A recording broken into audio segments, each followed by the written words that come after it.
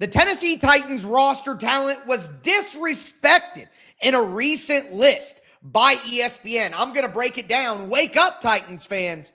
It's time for the Sleeper Titans podcast. I'm your host, Tyler Rowland. 27 years as a Tennessee Titans fanatic, cover the team for USA Today, Sports Illustrated, film breakdowns over at Tic Tac Titans, host the Locked On Titans podcast as well. You probably know me if you're a Tennessee Titans fan. Either way, got a lot of content coming on this channel. Make sure that you get subscribed here as well. But with that being said, ESPN's Mike Clay put out a list recently ranking the starting lineup talent of every NFL team. And the Tennessee Titans came in at 28th.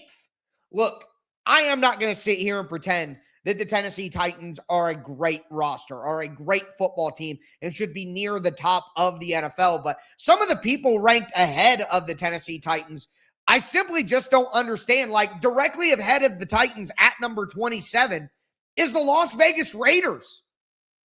The Raiders starting lineup has Kirk Cousins at quarterback. Their wide receivers are Trey Tucker, Jalen Nailor, Jack Besh. Yeah, Brock Bowers, very good player. I think Colton Miller is a good offensive tackle. Tyler Linderbaum, great center. Jackson Powers Johnson, good guard.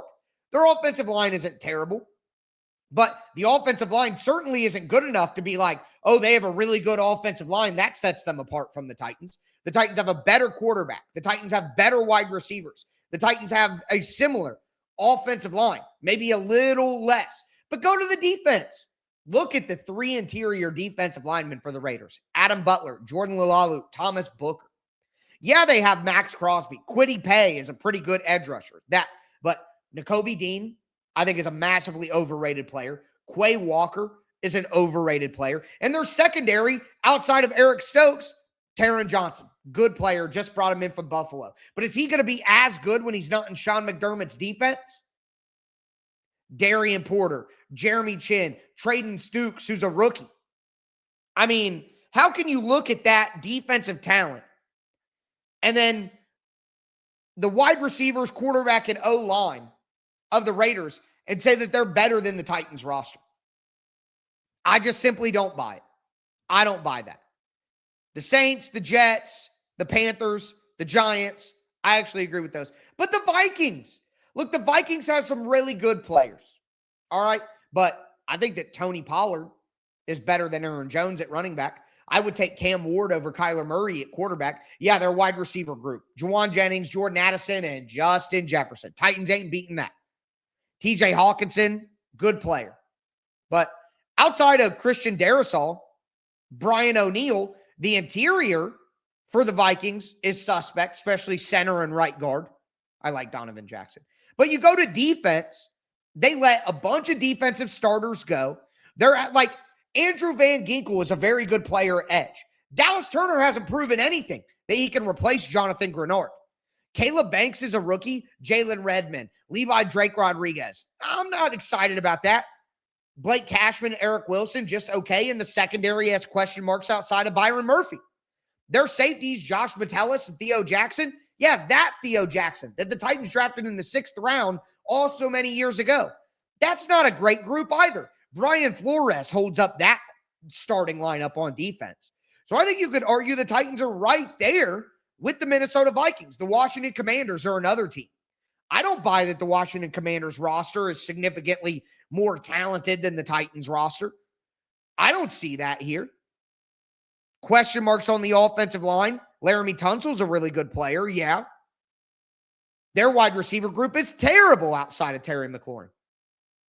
You know that I'm not a huge fan of Chigakonkwo, and their running back room is not good. Rashad White, Bill. The Titans have a way better running back room than that. They have a better wide receiver room.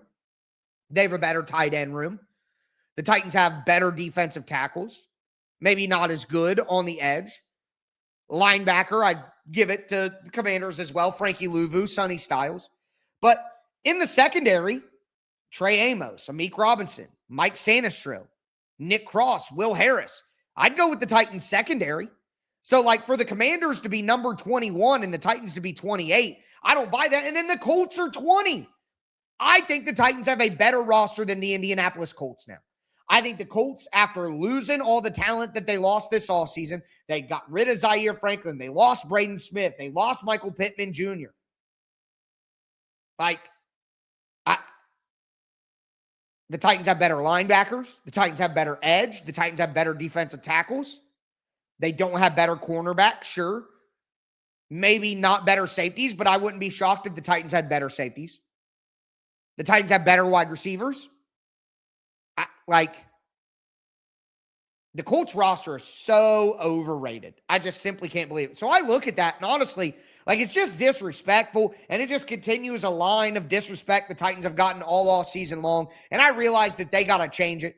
I realize that, but let's talk for a moment about some of the analysis that Mike Clay put into this piece. He said that the biggest strength on the Tennessee Titans roster is their wide receiver group, which is a crazy thing to think if you're a Tennessee Titans fan.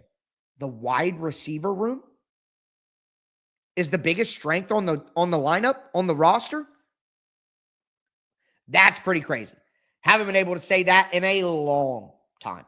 But Mike Clay says the Titans invested heavily here during the offseason to turn a weakness into a strength, signing Wan'Dale Robinson, one of 4 receivers with 90-plus catches each of the past 2 seasons, to a 4-year, $70 million contract, and selecting Carnell Tate with the 4th pick in April's draft. That duo will team up with veteran Calvin Ridley and second-year players Chimere Dike and Alec Iomanor will add solid depth. I agree 100% with Mike Clay there. He's 100% right. The Titans have turned a weakness into a strength with their additions and the internal growth that we should see from DK and Aya. He talked about the Titans' biggest weakness. He said it's safety. I honestly would go with offensive line, personally. But whatever, he goes with safety. He said, Amani Hooker has been an every down player in Tennessee since 2021, but he has missed 21 games because of injury during that span. Struggles in coverage last season helped opposing quarterbacks post a 58.7 QBR against the Titans, the 3rd worst mark in the NFL. Second-year man Kevin Winston played 297 snaps as a rookie, but now will battle with veteran newcomer Tony Adams for the other starting gig. Well, I think Mike Clay is wrong there, first and foremost. I think Kevin Winston is the starter, and Amani Hooker and Tony Adams are battling for those snaps. Kevin Winston's going to be the best safety on the team, but I get it. Under 300 snaps last year, second-year player, 3rd-round pick. It would be hard for an outsider to have as much faith in Kevin Winston as I do right now. But fair enough. I would, again, go interior offensive line with Schlotman and Volson, even though you have Skoronski. But with safety, I definitely understand. Again, the second biggest concern on this team is the secondary. Now, Seth Walder, who is an analytics guy for ESPN, talked about the biggest X factors for the Titans this season. He said the X factors in 2026, cornerback Alontae Taylor and cornerback Cordell Flott. Both were signed as outside free agents, and I was skeptical of both deals, but they could prove me wrong. If they and Joshua Williams, who might be an interesting depth piece at the position, can deliver, then the Titans' defense would start to look quite a bit more threatening. If not, opposing quarterbacks might have several good passing games against Tennessee. I do agree with Walter there. I again think that you could go to the offensive line, but I think cornerback is, if Flott and Taylor are just not good, the Titans are going to be in trouble, and they paid them a lot of money. But if they are good, I think, like Clay says, it turns the Titans' defense from being good to this defense could be top 5 in the entire NFL. That's what they could be. If the second Winston is really good, Amani Hooker is back to his standard level of play, Flott and Taylor are good, the Titans defense is about to be great. Now, the last little section here in the list comes from Aaron Schatz, who is another analytics guy for ESPN. He's the guy who made the DVOA, which you may have heard in the past. But he said, a non-starter that you need to know on the Titans, quote, edge rusher Keldrick Falk, We know that Robert Saleh likes to rotate his defensive linemen, so the Titans' second first-round pick will get considerable playing time this season. Folk had only 2 sacks last season at Auburn, but his combination of size and explosiveness suggests he could be a lot more successful at the NFL level. He's a developmental pick, though, so success might not come right away. But again, one big point with the Keldrick Folk discussion is that he's playing in an entirely different scheme. It's an entirely different system. At Auburn, Keldrick Folk was meant to 2-gap. So what that means is, as a defensive lineman, he has to hold 2 different run gaps. So when that's the case, you can't be aggressive. You have to be conservative. You have to hold against double teams. You have to hold against blocks. You can't lose your spot. You have to keep your head poking to both sides and make sure that you're responsible for both. What does that prevent you from doing? Being aggressive, shooting gaps, penetrating up the field. What does Robert Saleh ask his defensive linemen to do? Shoot gaps, penetrate up the field, be aggressive. So I think Keldrick Folk, from a production standpoint, his production was limited at Auburn, for sure. That's a big knock on him. But I think his production is going to go through the roof when you consider what he was being asked to do in college and what he's being asked to do now. Like, 2 totally different things. And I think what Robert Saleh is going to ask him to do, shoot up field, penetrate up gaps, split gaps, and get to the quarterback, get to the ball carrier, get up the field, be aggressive. I think Robert Saleh asking Keldrick Folk to do that is just going to explode Keldrick Folk to a new level of player. A totally new level. I think it fits his skill set way better than what he was being asked to do at Auburn. So, to me, not even a contest. That Keldrick Folk is the non-starter to know. So, I think Aaron Schatz's got that 100% right. Aaron Schatz. But, with that being said, what has to change? Well, the Titans got to win more football games, right? If the Titans win more football games, they impress more, they have better production, then things will change. I think the offensive line is a big one. If the Titans' offensive line is much better than it was last year, or than it seems like it's going to be, the perception of the Titans and the reality of the play of the Titans, again, it's not just perception that we're talking about here. Like, they'll get better on the field too.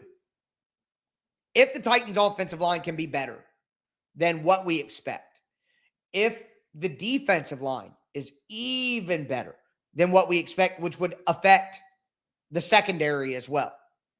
If those groups, really just the trenches, the D-line and the O-line, if those groups can truly take a step forward this year, like the D-line, and we're talking about 2 different things.